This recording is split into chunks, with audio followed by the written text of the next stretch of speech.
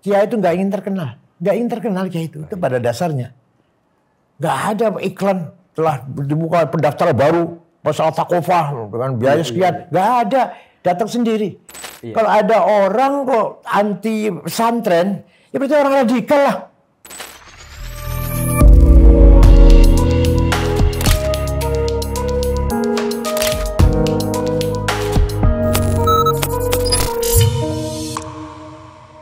Assalamualaikum warahmatullahi ta'ala wabarakatuh. Waalaikumsalam. Sahabat TVNU dimanapun berada, dalam serial Santri Menggugat ini kita telah menghadirkan Yai Said Aqil Siraj, biasa dipanggil Buya. Kali ini kita akan membahas soal gerakan-gerakan yang menurut versi saya, bahwa dalam istilah saya itu upaya-upaya untuk mendegradasi kiai dan pesantren. Ini terjadi atas tayangan Trans 7 kemarin, mulai dari kasus pesantren Al-Khazini dan kemudian menyambung kepada tayangan Trans 7 dalam Expose Uncensored yang lebih mendegradasi dan mendiskreditkan dunia pesantren, termasuk juga kiai yang pada akhirnya berimbas kepada Nahdlatul Ulama secara umum. Untuk itu kami TVNU akan membahas dengan sosok yang sangat saya kagumi, saya muliakan, dan juga saya takdimi, Yai Said Aqil Siraj. Yai, kita mulai percakapan tentang gerakan-gerakan ini. Silakan, Yai sempat silakan menayangkan pernyataan dari Mekah Al-Mukarramah waktu itu, dan langsung secara well defined gitu, secara terdefinisikan bahwa ini adalah gerakan yang dimotori oleh kelompok-kelompok radikalis, ekstremis, dan mengarah kepada teroris. Nah, mengapa Kiai mengeluarkan pernyataan itu? Bismillahirrahmanirrahim. Terima kasih Gus. Semua mengakui, sejarah mencatat bahwa pesantren adalah al-hisnul hasin di ta'alim din Islami, benteng yang kokoh yang mempertahankan nilai-nilai prinsip-prinsip Islam, aqidatan wa syariatan wa thaqafatan. Benteng Islam, teologi, ritual, dan budaya. Terus mengakui pesantren lahir jauh sebelum negara Republik Indonesia. Di Jawa Barat pesantren yang paling pertama adalah di Rengas Dengklok, Kerawang, yang didirikan oleh Syekh Quro, seorang ulama dari Cina, nama Syekh Hasanuddin. Nanti yang akan mengislamkan Prabu Siliwangi Pamanah Rasa. Pamanah Rasa nikah dengan santrinya Syekh Quro, namanya Subang Larang, muslimah. Nanti akan punya anak 3 yang terkenal. 1, Syekh Rahmatullah atau Prabu Kian Santang, yang kemudian di Gunung Gadog, Garut. Beliau berjasa besar mengislamkan masyarakat Parahyangan. Yang kedua, perempuan, namanya Rara Santang atau Syarifah Mudaim, yang dinikah oleh seorang Habib Al-Khan, datang dari India, nanti punya anak Syarif Hidayatullah atau Sunan Gunung Jati. Yang terakhir, Syekh Somadullah atau Ki Kuwu Cirebon. Kuwu itu kepala daerah bupati lah, yang terkenal sakti. Terkenal sakti. Ini salah satu contoh pesantren yang dalam sejarah tercatat sangat berperan dalam membangun dakwah Islam, mencerdaskan masyarakat Jawa Barat, menjadikan masyarakat berbudaya beradab sebelum Wali Songo. Itu namanya Syekh Quro atau pesantren Rengas Dengklok. Kemudian terus berlanjut ke Jawa Tengah, Jawa Timur, dan sebagainya. Nah, dari situlah maka mau nggak mau kita semua harus mengakui sejarah peranan pesantren lebih dahulu daripada siapapun, daripada pihak kelompok manapun. Nah, kemudian ringkas cerita, Wali Songo berdiri, Majelis Wali Songo berdiri, mampu membubarkan atau menghapus kebesaran kerajaan Majapahit dan Pajajaran Sriwijaya hanya selama 50 tahun. Dari tahun 1400 sampai 450 sudah selesai. Di daerah Majapahit nggak ada Sriwijaya, nggak ada Pajajaran, berdiri kerajaan Islam pertama Demak Bintoro. Dah, loncat saja. Datang penjajah. Ringkas cerita, Belanda, Portugis datang, Demak kalah ya, Adipati Yunus putra Raden Fatah kalah, gugur melawan Portugis di Laut Utara, Laut Jawa, diganti Sultan Trenggono. Sultan Trenggono hanya 2 tahun karena sudah sepuh, diganti mantunya Joko Tingkir atau Hadi Wijaya. Hadi Wijaya dikudeta oleh iparnya Sutowijoyo, kemudian kerajaan Islam pindah ke Pajang atau Sukoharjo. Sutowijoyo meninggal diganti oleh Danang Sutowijoyo yang nanti akan menjadi Panembahan Senopati ing Ngayogyakarta. Beliaulah yang memindahkan kerajaan Islam dari Solo ke Jogja. Kasihnya begitulah. Nah, kedatangan para penjajah ini, terutama Belanda, bukan hanya mengeksplorasi atau mengambil kekayaan alam kita, tapi juga ada gerakan tabsyir, kristenisasi. Itu dia membawa misi kristenisasi. Nah, itu Belanda melarang orang Islam pribumi sekolah. Yang mau sekolah Belanda harus Kristen. Atau orang yang bukan pribumi lah, Cina boleh sekolah. Orang pribumi, terutama orang Islam, harus bodoh, buta huruf. Nah, tahun 1901, Belanda merubah kebijakan. Boleh sekolah, pribumi silahkan dari sekolah. Terbuka sekolahnya Belanda. Orang-orang intelek yang nantinya cikal bakal akan menjadi ormas yang modern, waktu belum ada ormas Islam sih belum, tapi nanti cikal ormas modern menerima tawaran Belanda itu masuk sekolah SR waktu itu atau apa namanya lah. Kiai-kiai yang nantinya akan jadi NU, nanti kan belum ada NU kan, yang nantinya akan jadi NU menolak, bahkan haram sekolah Belanda, campur laki perempuan waktu walaupun masih kecil, itu kan terbiasa menjadi campur yang jadi terbiasa kalau udah dimulai dari kecil. Akhirnya kiai-kiai mendirikan pesantren, meninggalkan pusat-pusat kota karena kota dikuasai Belanda. Contoh Cirebon, kerajaan Cirebon sudah dikuasai oleh kerajaan Islam Cirebon, rajanya namanya Alexander. Masa raja Islam namanya Alexander? Kok bukan Iskandar? Senogorgonya juga lama di Cirebon. Kalau mohon maaf kalau baca tulisan Senogorgonya, dia nyebut-nyebut juga kakeknya saya, bapaknya ibu saya. Namanya Ki Hasan Sukunsari. Kata Senogorgonya orang bahayanya, atau bahaya itu orang yang diikuti oleh masyarakat banyak dan punya prinsip lah melawan. Akhirnya ada seorang pangeran namanya Nuruddin keluar di keraton. Nanti Nuruddin punya anak Murtasim, Mutta'ad. 2 aja dulu yang contohnya. Murtasim menurunkan Gedongan, saya, Kiai Mahrus. Mutta'ad menurunkan Buntet dan Benda Kerep. Jadi Benda Kerep, Gedongan, dan Buntet itu kakak beradik. Jadi sikapnya Kiai-Kiai NU yang penting menyelamatkan nilai Islam. Walaupun tidak mampu berdialog atau tidak mampu bergaul di kota dengan Belanda. Yang penting menyelamatkan nilai Islam. Maka di pesantren itu diajarkan prinsip-prinsip pemahaman Islam.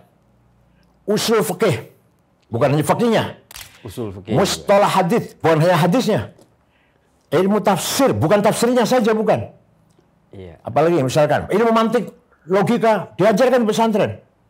Mencetak kader-kader kiai yang alim-alim, yang cerdas-cerdas.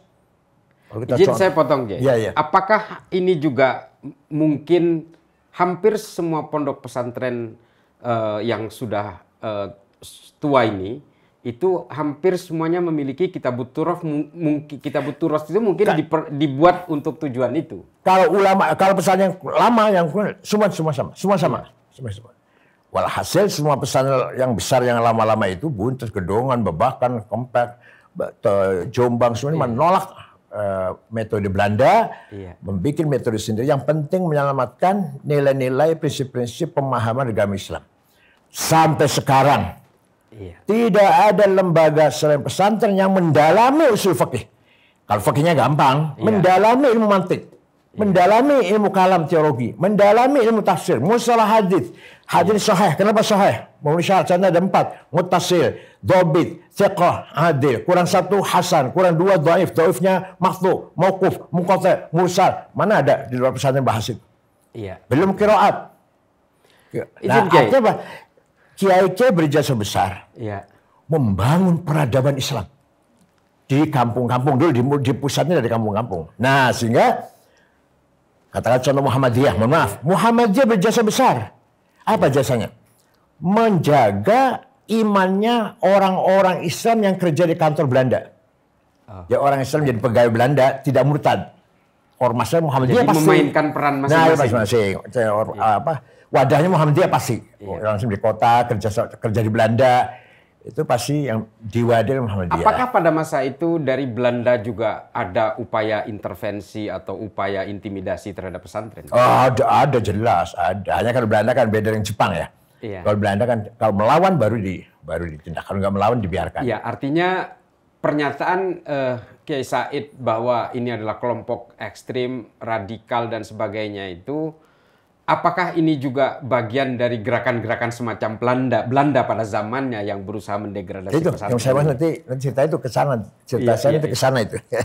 Iya. Jadi sejak awal ada perbedaan cara berislam antara kaum santri yang alumni pesantren dengan yang jebolan sekolah formal. Ringkas cerita, tahun 36 berdiri Miami, Majelis Islam A'la Indonesia ya. Semua ormas Islam kumpul jadi satu. 7 tahun itu sekbarnya Mbah Hasyim Asy'ari. Ketua umumnya Pak Nasir, Muhammad Nasir. 7 tahun konflik di dalam Masyumi. Karena Kiai Hasyim Asy'ari dan Kiai lain merasa selalu dianaktirikan. Dianak bawangkan. Disingkur. Nggak dihargai. Maka NU keluar dari Masyumi. NU lahir tahun 26 ya. NU keluar dari Masyumi. Dan ternyata hikmahnya besar sekali. Begitu Masyumi, tokoh-tokohnya terlibat PRRI, NU sudah ada di luar. Ini hikmahnya luar biasa. NU yang berbasis pesantren, yang berbasis kitab kuning, Kutubut Turas, mempunyai prinsip budaya yang sangat kuat. Walaupun kekurangannya, manajemen, administrasi, sosiologi, sangat antropologi. Ya. Tapi menguasai betul Kutubut Turas, budaya Islam. Nah, pesantren merupakan wadah yang mempertahankan kearifan lokal, budaya lokal. Itu yang saya maksud dengan Islam Nusantara. Nah, dari situlah perbedaan antara Islam perkotaan dan Islam pesantren. Ya, artinya pesantren ikut serta untuk menyamaratakan kelas-kelas sosial pada masanya. Ya, luar biasa pesantren dalam membimbing masyarakat. Ya, artinya tudingan-tudingan bahwa pesantren feodal dan sebagainya artinya terbantahkan dengan sejarah ini berarti, Kiai. Rumahnya Kiai terbuka jam berapa saja. Macam-macam tamu sama sekarang saya sekarang kan Kiai kecilan lah, Kiai apa ya. Bukan ulama sungguhan lah. Itu semua orang mengadu ke saya kok. Urusan masalah tanah, masalah hukum, masalah konflik, masalah apa, ya Allah. Termasuk minta tanggal hajatan ke Kiai. Apalagi semua Kiai terbuka. Saya ingat kakek saya kan juga Kiai kampung gitu. Orang sakit gigi datang ke kakek saya. Iya. Akhirnya dipaku. Mau melahirkan apa? Istri mau melahirkan sudah 9 bulan. Kesini minta air dan minta nama kalau laki-laki siapa, kalau perempuan siapa. Ini merupakan kearifan lokal. Dan itu ada di pesantren yang pertahankan itu. Kita jadi as-sarawat as-saqafi wal hadariyah wasyiariyah. Kita mempunyai social capital, culture capital, dan symbolic capital. Iya, betul. Moral development segala macam. Jadi 7 tahun Masyumi NU keluar, di situ terjadi ketegangan yang luar biasa. Orang-orang Masyumi dalam hatinya, atau bukan dalam hati, dalam ucapannya, alah, Kiai NU mau bikin partai apa bisa? Nggak biasa bikin organisasi sarungan aja kok mau bikin partai. Ternyata ketika pemilu itu keluar dari Waslu tahun 52. Ternyata ketika pemilu tahun 55 NU juara ketiga. Betul. PNI, Masyumi dan NU 04 PKI. Kaget mereka. Loh, Kiai bisa bikin partai. Gitu. Dan izin saya tambahkan, Kiai. Iya. Pemilu 1955 itu pemilu sangat demokratis. Sangat demokratis di dunia. Ini saya perlu tambahkan untuk tambahan pengetahuan kepada sahabat NU. Karena satu-satunya negara yang menjalankan one man one vote di seluruh dunia hanya di Indonesia. Itu Dan NU menjadi 3 besar ketika itu. Amerika belum, karena masih ada aturan Jim Crow namanya. Orang kulit hitam tidak boleh nyoblos. Indonesia satu-satunya yang sangat demokratis pada pemilu 1955. Ini tambahan. Untuk tambahan pengetahuan. Dan NU menjadi juara ketika itu di 3 besar itu. Meskipun ada PKI juga. Karena PKI waktu itu menggunakan isu yang populer, mengembalikan tanah-tanah rakyat yang dikuasai oleh kalangan ningrat. Dan NU juga terpilih karena waktu itu sangat populer memberikan suasana pemerataan kelas sosial. Meskipun bukan PKI saja sebenarnya yang punya domain itu, tapi NU sudah menggunakan Insun yang tadinya domain ningrat itu kemudian diserahkan kepada rakyat-rakyat biasa. Gitu. Nah ini salah satu tambahan dari saya. Ini host dadakan ini. Betul. Jadi host rasa narsum ini. Lanjut Kiai, saling menyempurnakan. Nah, disitulah ketegangan antara Masyumi dan NU. Tegang betul itu. Katakan permusuhan betul. Saling memojokkan. Bahkan ada yang mengatakan Kiai Wahab itu bersorban kepalanya, tapi buka kepalanya komunis isinya itu. Karena Kiai Wahab dekat dengan Bung Karno. Jadi penasihat pribadi lah dengan Bung Karno. Kiai Wahab itu komunis. Kiai Wahab itu isu mereka. Puncaknya nih kata Gus Dur. Ketika Kiai Wahid Hasyim, Bapak Gus Dur kecelakaan di Bandung, sudah meninggal dunia beliau. Gus Dur masih umur 9 tahun nih, ikut di mobil itu juga selamat Gus Dur. Itu mereka itu semua gembira, ketawa, senang. Dengan wafatnya Wahid Hasyim, mereka ini senang. Kecuali satu, Pak Hamka. Konon kata Gus Dur. Kecuali Pak Hamka yang ikut berduka. Pak Hamka ikut berduka. Ikut menangis lah. Bagaimanapun walaupun beda barisan lah. Ikut berduka itu Pak Hamka. Lainnya ketawa, senang. Dengan meninggalnya Kiai. Kira-kira mengapa Buya Hamka waktu itu? Itu. Perpecahan antara Masyumi dan NU sangat tajam sekali. Jadi mereka dekat dengan Amerika, dibikin ringkas begitu ya. Walaupun seperti apa dekatnya lah. NU dekat dengan Soviet waktu itu. Sehingga justru ada tabrakan juga. Walhasil seperti itu sampai sekarang. Mereka dengan pesantren menertawakan, nyinyir. Dengan pesantren apa pesantren itu? Apa gunanya ilmu pesantren, nggak ada gunanya, gitu. Nah kitanya kiai-kiainya santri, mohon maaf, minder untuk melawan, menjawab itu. Padahal kita punya kekayaan turas yang sangat luar biasa, yang bisa menjawab kebutuhan tantangan zaman sekarang. Tinggal kita mampu apa enggak mengkontekstualisasikannya. Semua konsep-konsep ekonomi Islam sudah ada Fathul Qorib. Nggak usah besar-besar kitabnya. Fathul Qorib sudah ada semua. Ad-Doman, bank garansi, wathiqah, kolateral, salam, inden, musyarakah, profit sharing, murabahah, maka profit. Ada semua. Tinggal kayaknya bisa nggak menjelaskan yang secara... Betul. Sahabat TVNU, dari tadi pembahasan singkat tadi, untuk kemudian kita membahas topik selanjutnya, kita bisa melihat secara historik perjalanan NU itu sendiri dan pesantren itu sendiri memang selalu diganggu oleh para penggunting dalam lipatan. Kurang lebih begitu ya. Orang-orang yang tidak punya niat baik terhadap negara ini. Apa mungkin kemudian dari bagaimana perilaku pesantren ini, Kiai, yang kemudian berhasil menjaga trajektori perjalanan NU untuk tetap inklusif dan tetap mencintai negara ini? Kira-kira bagaimana, Kiai, penggambarannya dengan pesantren hari ini? Luar biasa. Sekarang luar biasa. Satu-satunya ulama yang punya jargon hubbul watan iman ya Kiai Hasyim Asy'ari. Nasionalisme bagian dari iman.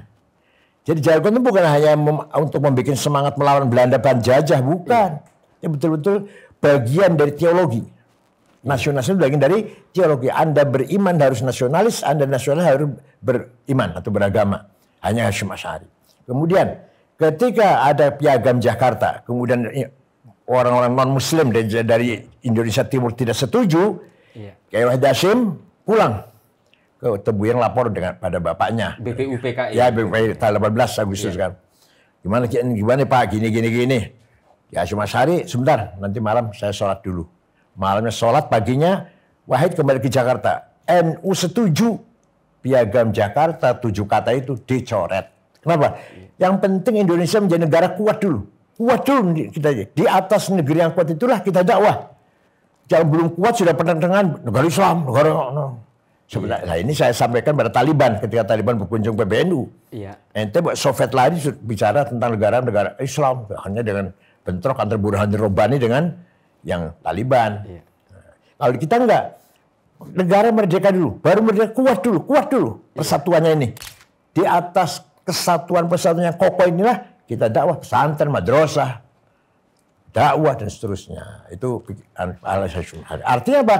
Mbah Hasyim Asy'ari berjasa besar memperkuat nasionalisme di Indonesia, bahkan dimasukkan dalam bagian dari iman teologi kita. Iya. Termasuk fatwa jihad tanggal 20 Oktober 1945 dengan tidak ragu-ragu Mbah Hasyim Asy'ari mengatakan, "Man mata li ajli watanihi mata syahidan." Barang siapa mati demi membela tanah airnya, membela haknya, membela kemerdekaannya, mati syahid. Dan barang siapa berkhianat pada negerinya, boleh dibunuh. Itu kan sudah Al-Quran. Yeah. La illam yantahi munafiquna walladzina fi qulubihim marad wal murjifuna fil madinati lanughriyannaka bihim thumma la yujawirunaka fiha illa qalila. Muhammad, orang munafik, orang yang hatinya busuk, wal murjifuna fil madinah, yang bikin gaduh di kota Madinah, usir Muhammad. Sekarang juga usir. Lalu anakmu, walau jaluka illa qalila, jangan menjadi tanggamu, jangan hidup bersama di Madinah kecuali beberapa hari setelah itu usir semuanya. Itu bikin gaduh itu. Tegas Qurannya. Iya. Jadi kalau sekarang masih ada orang yang bikin gaduh, lagi tenang-tenang, nggak ada apa-apa, nggak ada masalah apa-apa, gaduh gini-gini.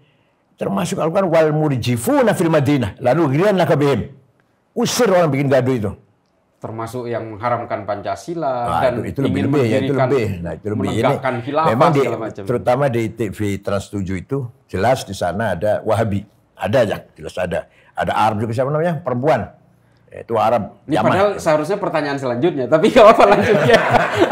Nah itu sejak dulu memang sana, dan Pak Cete juga cenderung, Pak Cete jauh dari pesantren, jauh dari Kiai NU, dia dekatnya dengan mereka lah dekatnya. Iya. Ya, itu kan Wahabi cikal bakal teroris. Siapa ngomong ini? Yang ngomong ini siapa? Muhammad bin Salman. Iya. Putra mahkota Saudi sekarang yang ngomong Wahabi cikal bakal teroris. Iya. Cikal bakal Al-Qaeda, cikal bakal ISIS, cikal bakal takfiri, jihadi, takfiri. Izin saya tambahkan juga, Kiai. Muhammad bin Salman juga mengatakan bahwa Arab Saudi harus lepas dari Wahabisme, karena kalau tidak Arab Saudi akan menjadi negara paling primitif di dunia, karena selalu mengaku paling otentik.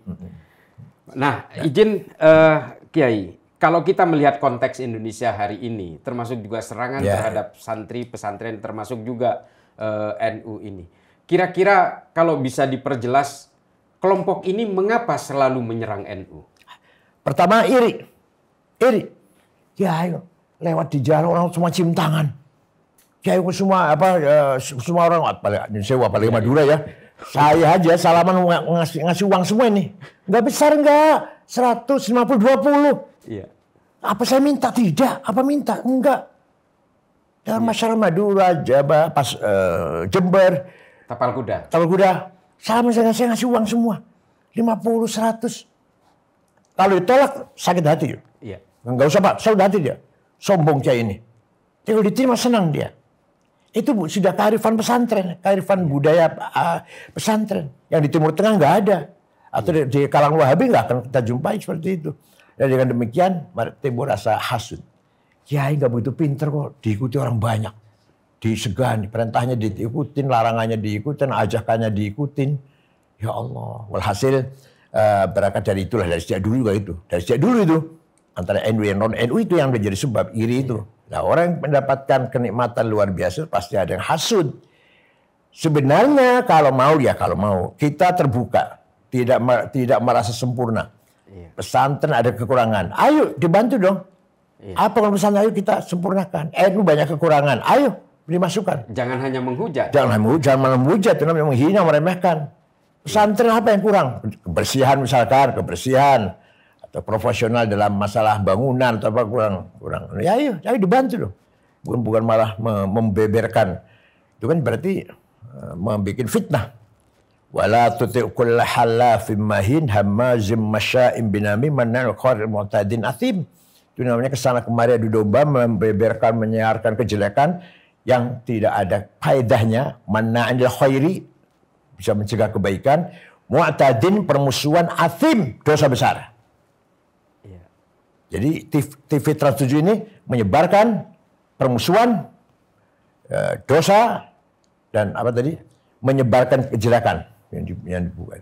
Ya. Dan disebarkan, disiarkan. Ya. Jadi Kiai, melihat serangan-serangan yang sangat sistemik seperti ini, apalagi dimainkan oleh media broadcaster yang nasional seperti ini, kira-kira apa yang perlu disikapi oleh kalangan Nahdien kultural yang ada sebelum di bawah ini pun ya, tulisan sejarah tidak menyebut Kiai Hasyim Asy'ari atau NU.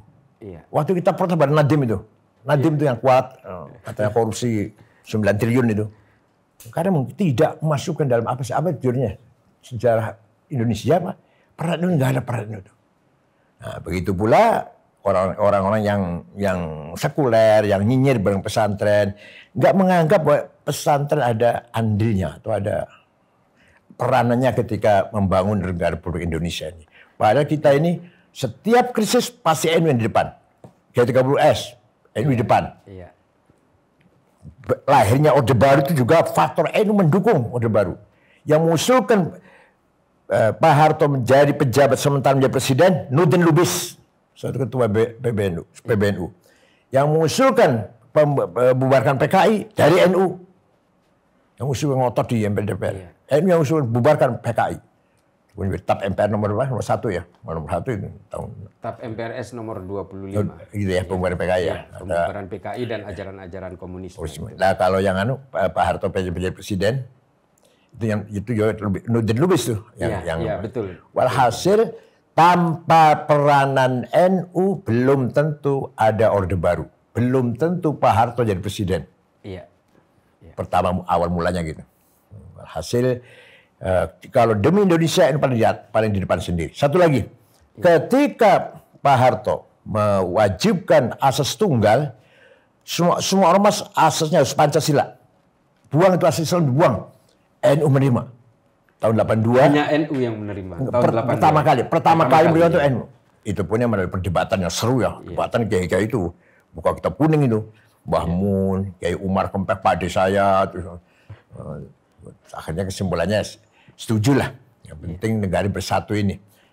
Islam didakwahkan, bukan dikonstitusikan. Iya. Waktu itu perdebatan seru. Kiai Maimun sambil nangis tuh menerima asas tunggal Pancasila. Terus dari Cirebon Kiai Abdul Abbas menerima. Walhasil tahun 82 ormas-ormas Islam yang masih ragu-ragu, NU tidak ragu-ragu menerima asas tunggal Pancasila. Iya. Sohifatul Indonesia, bukan Sohifatul Madinah. Jadi kalau mengacu kepada pernyataan Kiai tentang radikalisme, ekstremisme dan terorisme, kebetulan saya juga menggeluti ini, dan saya selalu punya kesimpulan yang sama Kiai, bahwa semua terorisme yang mengatasnamakan Islam itu embrionya pasti Wahabi. Saya tidak pernah ragu untuk mengatakan itu. Apakah mungkin ini gerakan-gerakan yang mendegradasi pesantren dan juga termasuk NU ini bagian dari gerakan global mereka untuk menghantam siapapun yang dianggap jadi penghalang? Sangat mungkin. Karena NU ini yang protes terhadap tindakan Abdul Aziz Al Saud membongkar kuburan. Membongkar kuburan rata dengan tanah, Siti Khadijah, Ibnu Zubair, As'ad bin Abu Bakar. Di Madinah Baqi rata dengan tanah semuanya. Kita nggak tahu mana Imam Malik, mana Siti Aisyah, mana. Walhasil nggak tahu lah mana kuburan sahabat di Baqi. Karena semua rata dibongkar. Mana Sayyidina Utsman. Nah, akan membongkar makbarah Rasulullah dan Abu Bakar Umar. Yeah. Disitulah Kiai Hasyim Asy'ari membentuk Komite Hijaz. Kiai Wahab, Kiai Zainul Arifin yang pernah jadi Perdana Menteri, yang terserempet peluru ketika sholat Idul Adha di lapangan Cikini dengan Bung Karno. Itu Zainul Arifin tuh ketua NU, salah satu NU, Perdana Menteri. Berangkatlah ke Hijaz dan Haji Hasan Gipo, nanti ketua umum Tanfidiyah pertama itu. Iya. Jumpa dengan Raja Abdul Aziz, permohonan surat di Hasyim Asy'ari. Satu, diberi kebebasan mengibadah di Mekah Madinah sesuai dengan mazhabnya masing-masing. Kedua, imam dan khotib digilir 4 mazhab. Ketiga, atas nama umat Islam negeri Jawi, tolong makam Rasulullah Abu Bakar Umar yang ada di masjid itu tidak dibongkar. Yang permintaan 2 di atas tidak dikabulkan. Tidak dikabulkan. Okay. Tetap imam itu harus Wahabi, Hambali lah. Hambali yang ngakunya Hambali. Dan jamaah pun harus Hambali semua tuh. Nggak boleh melawan. Nggak ada kebebasan. Kalau sekarang ada berubah dikit. Ada sedikit berubah. Walhasil adalah kemajuan kata Muhammad bin Salman ini. Yeah. Nah, tapi tidak dibongkarnya makomnya Rasulullah Abu Bakar Umar, itu jasanya Nahdlatul Ulama. Namanya Komite Hijaz. Pulang dari sana, baru deklarasi berdirinya NU 31 Januari 1926. Itu pulang dari sana. Iya, waktu COVID itu juga sempat viral As-Sudais baca kunut di Masjidil Haram. Jadi pada akhirnya baca kunut juga. Tapi izin Kiai, kalau kita kan selama ini dari tadi kita bahas itu adalah dari dunia pesantren, dari dunia NU melihat keluar. Ada yang bilang bahwa fenomena upaya-upaya untuk mendelegitimasi peran pesantren ini karena ketidaktahuan akibat terlalu pasifnya pesantren. Kurang sosialisasi kepada dunia luar bahwa pesantren ini berperan dalam dunia pendidikan keagamaan di Indonesia. Nah, kira-kira ini Kiai, apa yang harus dilakukan oleh dunia pesantren ke depan ini supaya tidak terjadi lagi presiden yang seperti yang kita alami hari ini, sehingga semua orang publik bisa mengerti gitu. Boleh dikatakan kelemahan kita atau kelebihan kita. Kiai itu nggak ingin terkenal, Kiai itu pada dasarnya. Nggak ada iklan telah dibuka pendaftaran baru pasal takofah dengan biaya sekian, nggak ada, datang sendiri. Lirboyo itu yang sekarang santri 47.000 itu pertama kali dibuka oleh Mbak Abdul Karim, santrinya Ki Mahrus sekarang yang mantunya itu Ki Marzuki, itu hanya 40 orang. Saya di sana tahun 68 di Lirboyo. 2000 santrinya. Sekarang 47.000. Apa iklan? Apa dioprak-oprak? Iklan enggak. Alumninya yang menjadi bukti. Alumni Lirboyo alim dan mau berjuang tanpa pamrih. Mau berjuang jadi imam, jadi khotib, jadi dakwah tanpa target duniawi lah. Terus itu kurang lebih di mana-mana seperti alumni Lirboyo itu di Lampung, di Palembang, itu yang pegang isyura NU ya alumni Lirboyo kebanyakan ya. Walhasil kelemahan, kalau dikatakan kelemahan, kita kurang promosi. Akan tapi Bahar tahu. Coba lihat tulisan Surah Horgonya. Tulisannya dari Australia, Blackberry. Nah, itu semua sudah nyinggung. Apalagi dari Belanda siapa? Martin Brunissen. Itu juga menulis tentang kitab kuning, pesantren. Dimulai jadi gini. Indonesia ini menganggap NU itu pinggiran. Masyarakat Indonesia tadinya pinggiran, penonton lah, bukan pemain. Kenapa? Karena tadi harap sekolah tadi.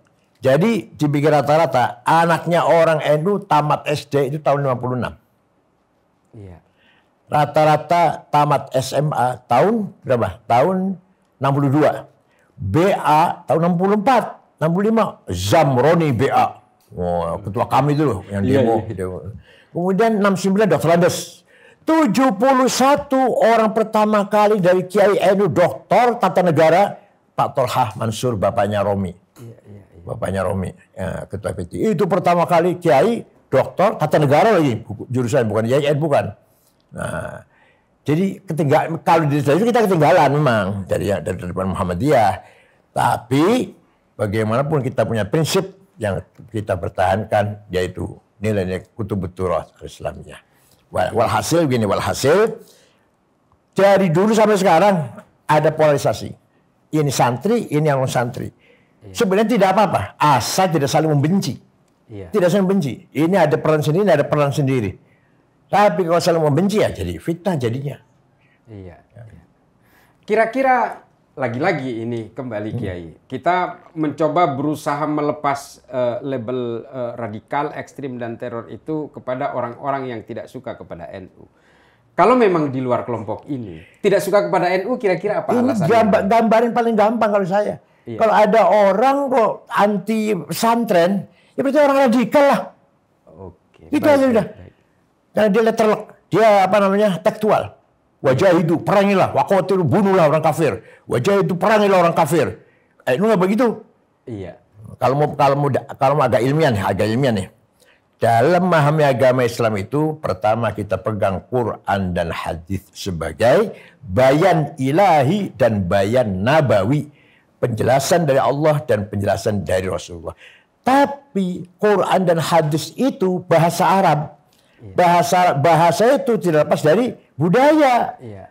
Maka bahasa harus kita maknai dengan kecerdasan, yaitu namanya burhani, metode burhan, akal intervensi, memahami bayan, lahirnya usul fikih. Iya. Ini ayat khosoh, ayat ammah, ayat muhkamah, mutasyabiyah, mutlaqah, muqayyadah, nasikhah, mansukhah.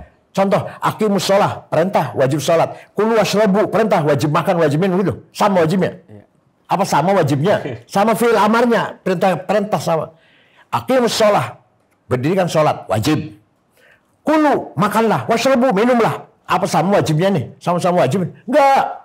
Beda dong. Iya. Nah begitu pula wajib perang dan wajib sholat. Wajib sholat umum, wajib perang khusus. Kalau lagi perang. Iya. Walhasil memahami Quran bayan tanpa burhan, sesat. Memahami Quran tanpa usul fikih, tanpa mustalah hadis, tanpa ilmu tafsir, sesat. Kalau terlak saja. Sesat. Baik. Nanti di Qurannya waqatilu perang orang kafir sekarang keluar dari rumah ngebom. Ini gitu nantinya. Dan semua hal-hal tersebut yang sudah disebutkan oleh Kiai, termasuk usul fikih, bayan dan sebagainya, itu hanya bisa ditemukan dan masih ditekuni oleh pesantren. Itu pun masih belum cukup. Iya. Burhan masih belum cukup. Harus diukur dengan irfan, spiritualitas. Iya. Kearifan. Ya. Iya. Memang kalau kita melihat bahasa Al-Quran, bahasa Arab, kita nanti jadi orang Arab. Karena ini terbatas orang Arab. Contoh, dalam Quran, lail wan nahar, malam siang. Jadi kita siang malam. Ya kan? Siang malam, kalau kita itu. Orang Arab enggak? Malam siang. Lail wan nahar. Kalau kita nahar wal lail. Ada lagi. Tiga itu banyak, maka harus jamak. Ya. Salah satu kutub, 3 kitab. Kutub. Kalau wahid kitab. 2 kitabain, 3 kutub. Sampai 9. Kalau sudah 100, mufrad lagi. Mi'atu kitab. Alfu kitab. 1000, mufrad lagi. Single lagi. Nggak dijamak enggak. Ya Allah, gimana sih? Dan itu tidak ditemukan di YouTube. Ada. Semua di pesantren. Ada lagi. Syams, matahari. Iya. Mu'annas. Iya. Mu'annas, perempuan tuh. Tola'atis syams. Tola'at asyams. Bulan, laki-laki. Mudakar. Iya. Tola'al badru. Kebalik kan ya? Ya, artinya cara pandang Indonesia kebalik.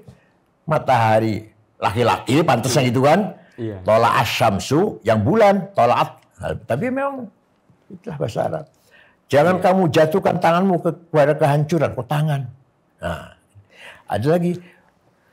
Perilaku kamu yang sangat baik ini akan tertulis dengan tinta cahaya. Tulisan apa?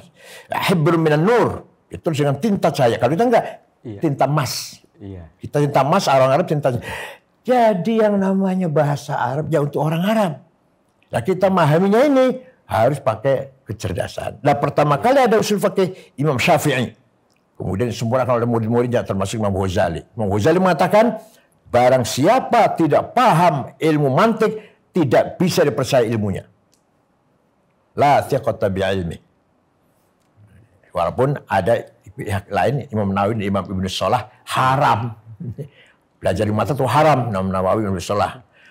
Ibnu Shalah wan Nawawi harama wa qala qaumun yanbaghi ay yu'lama. Qaumun dari Imam Ghazali. Lagi Kiai. Ya. Mengapa NU itu diajarkan kepada, termasuk juga saya di pesantren, saya juga santri gitu. Mengapa kita itu semua terbentuk untuk menjadi toleran terhadap perbedaan? Kira-kira secara historiknya seperti toleransi apa? Merupakan prinsip Islam. Pegang dulu itu. Iya. Wala tasubbul ladzina min dunillah fa yasubbul 'adwan bighairi ilm. Iya. Jangan kamu caci maki orang tidak menyembah Allah. Jangan kamu caci maki orang yang tidak menyembah Allah. Kadzalika zayyana likulli ummatin amalahum. Demikian saya bikin kebanggaan untuk umat masing-masing, agamanya, budayanya, bahasanya, seninya harus kita saling menghormati. Iya. Tradisinya nggak boleh saling menghina. Al-Quran itu. Nah, saya pernah satu pesawat dengan rektor UIN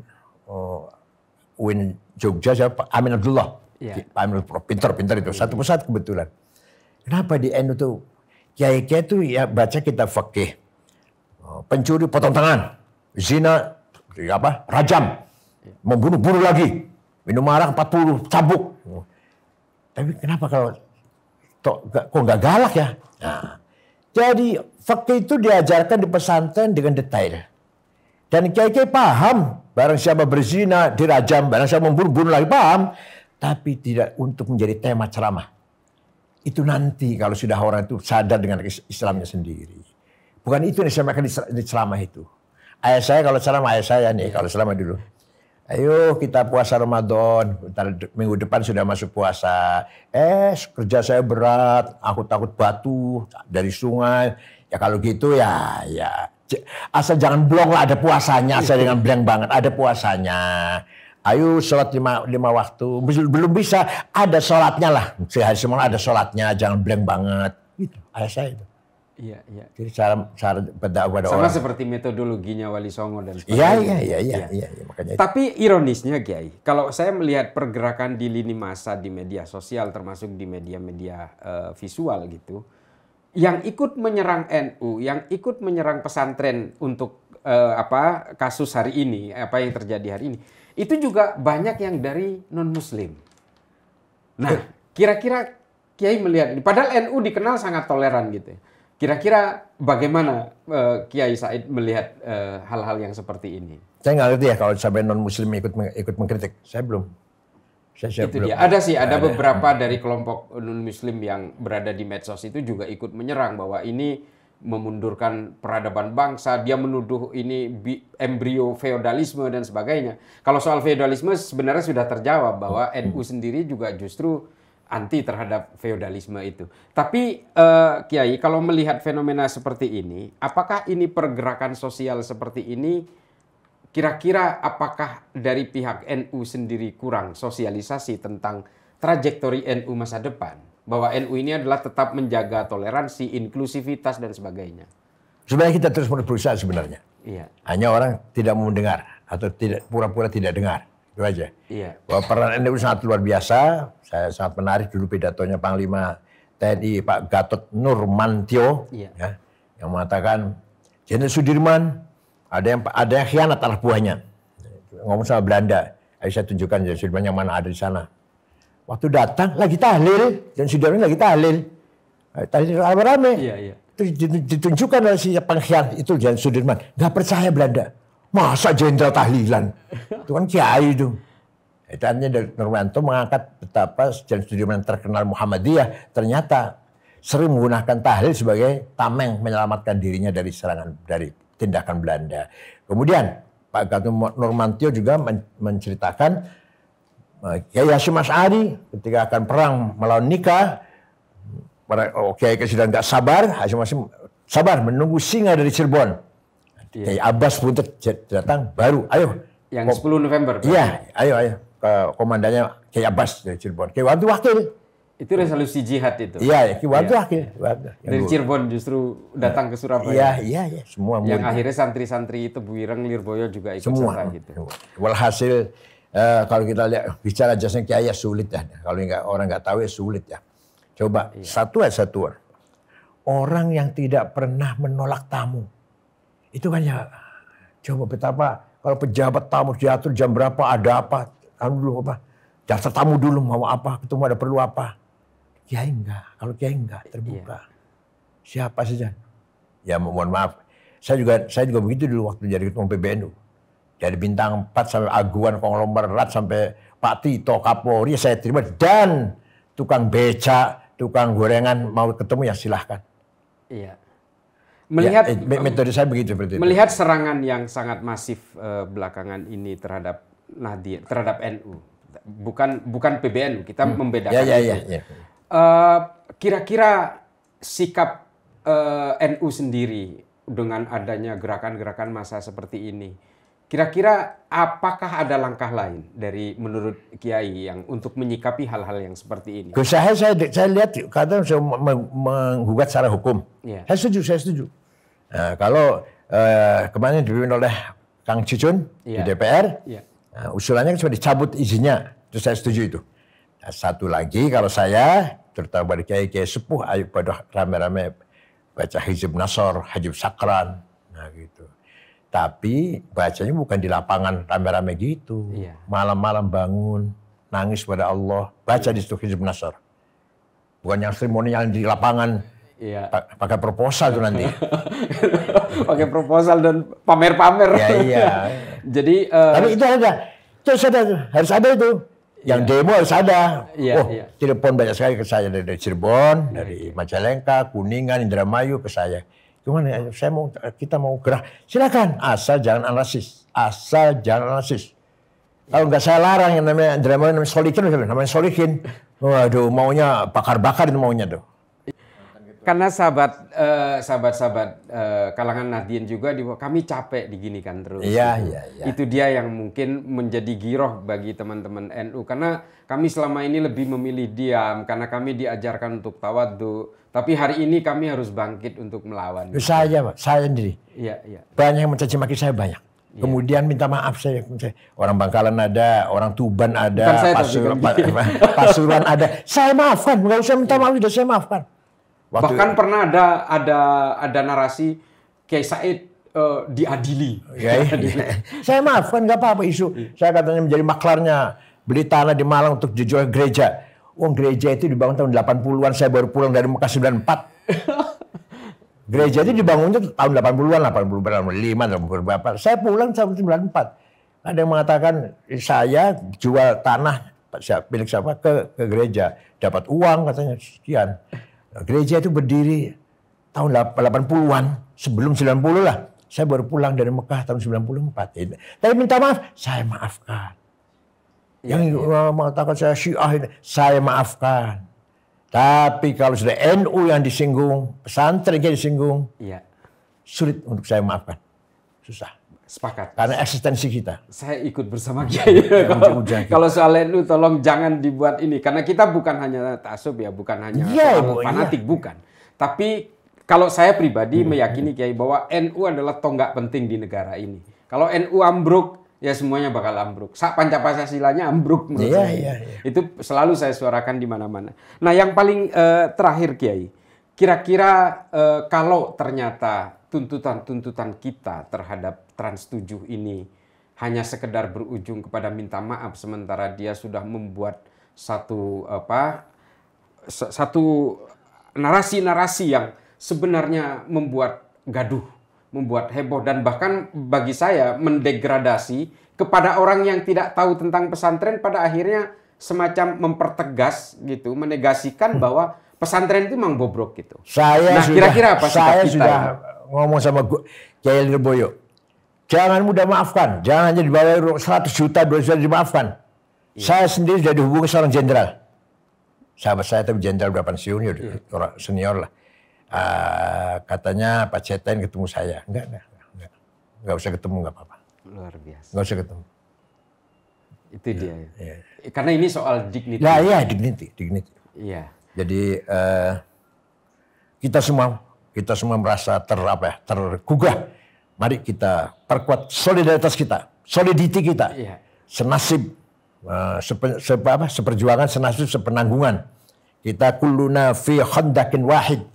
Kita ini sekarang berada di lembah yang sama, fi zawrakin wahid, di perahu yang sama. Kalau kita tidak betul-betul menjaga keselamatan perahu ini, bocornya harus kita jaga bersama-sama, kita akan tenggelam semua, bukan hanya Lirboyo, tapi semua pesantren, bukan hanya pesantren. Islam santri Islam yang betul-betul mengamalkan Islam akan hilang di Indonesia ini. Kalau nggak ada pesantren, Islam tinggal namanya doang. Begitu di Mesir. Kalau ada Al-Azhar, Islam hanya namanya saja di Mesir. Kalau nggak ada Al-Azhar. Di Baghdad masih ada An-Nidhamiyah atau apalagi universitas apa itu di Baghdad. Kalau di Tunis Zaitunah.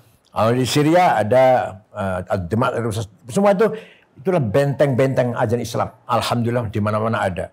Kalau di Aljazair Tarekat. Di Libya Majelis Dakwah. Di Maroko juga ada tarekat kuat sekali. Walhasil kekuatan civil society itulah yang akan memperkuat solidaritas nasional ini. Yang bagian yang paling terakhir, Kiai, saya sendiri sangat menerjemahkan secara well defined. Saya ulangi sekali lagi, pernyataan Kiai tentang yang mengganggu NU, yang berusaha mendegradasi Kiai dan pesantren ini adalah kelompok radikal, ekstrim, dan teror. Yang dalam pemaknaan saya itu adalah kelompok-kelompok Wahabi yang hari ini banyak mengaku bukan Wahabi tapi Salafi. Ya. Makanya saya selalu menggabung kata Wahabi dengan Salafi gitu. Ya, Wahabi Salafi. Wahabi itu Muhammad Abdul Wahab maksudnya, yang dari Saudi, dari Tamim itu. Iya. Kalau Salafi dari mana? Yaman, Mugrin, dari Mugrin ya. Mugrin dia. Nah, kira-kira Kiai, gerakan-gerakan yang semacam ini hari ini sudah, sebenarnya ini bukan kejadian yang pertama, yang sudah berulang-ulang dari sejak dulu. Nah, kira-kira ke depan ini, gerakan-gerakan apalagi dan apalagi sikap kita sebagai kalangan Nahdien untuk menghadapi berbagai serangan yang bergelombang ini dan siklusnya selalu ada gitu.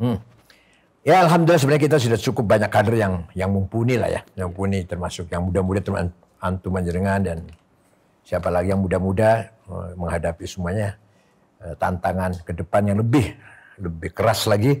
Ya ayo kita siap untuk menjawab tantangan itu, untuk merespon tantangan atau ajakan atau apa, godaan atau pancingan, ayo. Iya. Asal kita tetap punya prinsip tawasud, wasatiyah. Ya wasatiyah harus pintar, kalau nggak pintar ya nggak bisa wasatiyah. Iya. Orang kalau bodoh nggak wasatiyah. Iya. Pasti ekstrem kanan atau ekstrem kiri, itu tandanya orang bodoh. Kalau orang moderat, pasti harus pintar dong. Iya. Moderat. Baru bisa wasato. Jadi orang nggak bisa wasatiyah karena orang itu bodoh. Maunya tekstual, harfiah, apa adanya di Quran itu, atau liberal, ateis sekali ateis, paling gampang. Betul. Nah, disinilah ketantangan kita. Ternyata jumlah yang besar kita ini tidak ada artinya kalau tidak berkualitas. Ketika habis Fathu Makkah tahun 8 Hijriah, umat Islam berjumlah sekitar kurang lebih 100.000, karena waktu itu Makkah itu sangat padat, paling padat penduduknya lah. Islam semua, masuk Islam semua. Maka dari Mekah menuju ke Hunain, kota yang belum Islam, Hunain nih. Berangkat. Orang-orang pada sombong dalam hatinya, alah Hunain itu kecil, kita ini 100.000 lebih, kecil Hunain. Begitu di tengah jalan dijebak oleh musuh dari belakang gunung, kocar kacir. Disebutkan dalam Al-Quran, diabadikan, wa yauma hunainin id a'jabatkum kasratukum falam tughni ankum syai'a wa dhaqat 'alaikumul ardu bima rahabat tsumma wallaitum mudbirin. Kamu hanya bangga dengan jumlah yang banyak, ternyata nggak ada gunanya. Begitu diserang kamu sempit, dhaqat 'alaikumul ardu, nggak tahu harus ngapain. Tsumma wallaitum mudbirin, terbirit-birit. Akhirnya Rasulullah mampu mengkonsolidasi lagi pasukan, Hunain masuk Islam. Ya itulah artinya apa? Artinya kalau kita ngambil pelajaran ini, jumlah besar kita syukuri. Tapi belum tentu jumlah besar itu menjadi faktor pemenang. Sedikit tapi berkualitas, cerdas, itulah yang kita harapkan. Jadi gimana? Ya kita bentuk kelompok kecil itu di NU ini. Yang betul-betul melengkapi dirinya dengan tuntutan, dengan skill, pengetahuan, seterusnya. Ya, terima kasih Kiai. Tadi pernyataan Kiai Said yang terakhir itu, saya baru selesai membaca buku judulnya War dari Bob Woodward. Jadi ada pernyataan Arthur Lewis di situ. Itu sangat otentik dengan apa yang ditulis dalam Al-Quran itu, bahwa badan yang besar itu tidak menentukan siapa yang memenangkan pertarungan, tapi akal dan strategi, ilmu pengetahuan yang bisa memenangkan pertempuran itu meskipun badannya kecil. Nah ini Indonesia utang pada Singapura. Iya betul. Utang pada Singapura, masya Allah. Padahal kita meludah aja mereka kebanjiran. Karena kita udah semuanya tenggelam. Jadi sahabat TVNU, demikian bincang-bincang kita. Banyak sekali hikmah yang bisa kita ambil dari Buya Said. Kiai Said, Buya Said, saya kurang pas gitu. Saya tetap Yai Said. Jadi dari Yai Said banyak sekali gambaran secara historik bagaimana peran pesantren, bagaimana NU kemudian menjadi satu jamiah yang sangat inklusif, toleran, dan tidak pernah mengkhianati sedikitpun kepada negara yang didudukinya. Tolong dicatat. Hubul watan minal iman itu kemudian menjadi ruh dari pergerakan NU dari ketika berdiri, dari sebelum berdiri hingga nanti hari kiamat mungkin. Mudah-mudahan ini semua menjadi manfaat dan kita tetap berpegang teguh kepada cita-cita para muassis untuk menjaga negara ini dari berbagai rongrongan ideologi transnasional yang lebih mengedepankan ekstremisme, radikalisme, intoleran, termasuk juga yang akhirnya melahirkan terorisme. Tidak ada orang NU yang ditangkap oleh kepolisian menjadi teroris. Tidak pernah ada. Kecuali kelompok-kelompok lain yang memang cenderung menganggap dirinya yang paling benar dan orang yang berbeda dengan dirinya pasti salah. NU tidak pernah memiliki berbagai hasrat-hasrat dan ambisi seperti itu. Itu bukan ideologinya NU. Mudah-mudahan ini semua bermanfaat.